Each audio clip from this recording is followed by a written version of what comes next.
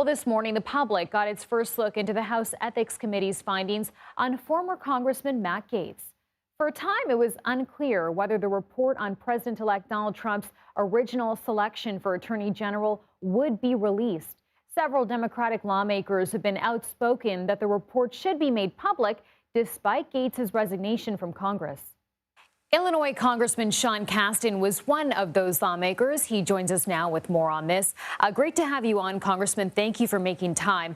Want to begin with asking you about reaction to this report. What are you hearing from your colleagues on Capitol Hill?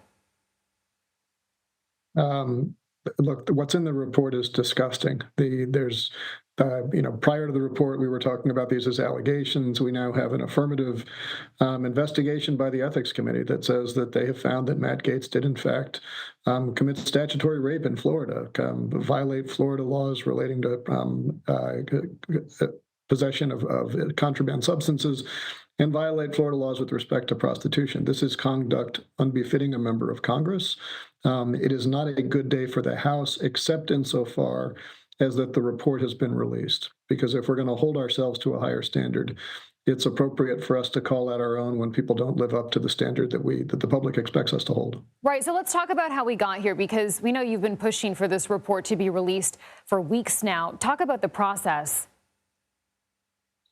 Well, this report should have been released in July. The Ethics Committee was scheduled to meet to vote on the release of the report at that point.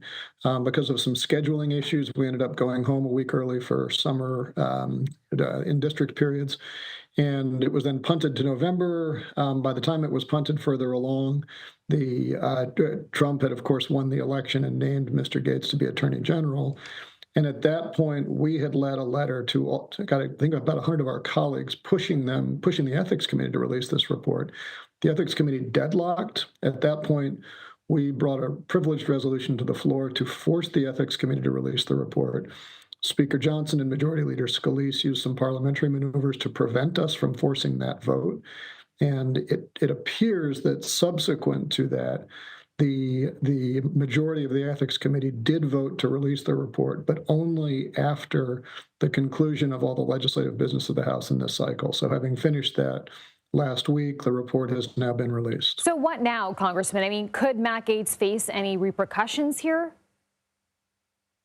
Well, the report is pretty clear that the statute of limitations under Florida law has expired. So repercussions with respect to the criminal justice system, it appears that most of those doors are closed. Now, it's non-trivial that this information is now public. It is notoriously difficult to prosecute sex crimes, and most people who commit sex crimes are not members of the House, and so we have got this information public. And that will at least affect his future employment and future reputation, which is appropriate given what he's been found to have done.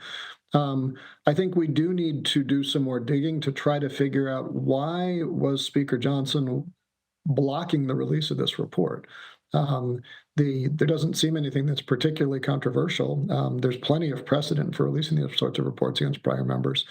And there's a certain trust that's lost when the Speaker of the House is telling the House that this information shouldn't be public.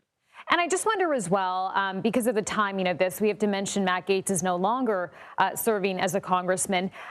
Is this setting a precedent in any way that the House Ethics Committee is releasing a report on someone who is no longer serving when it comes to their conduct?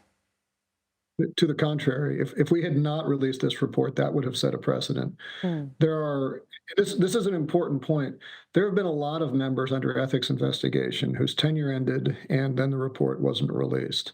However, in most of those cases, that's someone who lost an election, and in most of those cases, those are more minor ethics infractions. And I don't say they're not significant, but maybe you didn't file your financial disclosures in a timely fashion. Maybe you didn't have the receipts for taxpayer-funded travel. Those are significant, but that's fundamentally different from statutory rape, right? And in point of fact, there have been 4 times over the last 4 decades when members were accused of taking bribes, having sex with minors, paying for sex. And in all 4 of those cases, going back to 1987, where those members then resigned, as Mr. Gaetz did, the report was completed, and in 3 of those 4, and now 4 of those 5 cases, it was released. So that's the precedent that's here. And again, it's a concern that Speaker Johnson wanted to set a new precedent and bury this report. All right, Congressman Sean Casten, thank you. Important to mention as well, Matt Gaetz was not charged with respect to any of the allegations we just discussed. Appreciate your time, Congressman. Thank you. Thank you.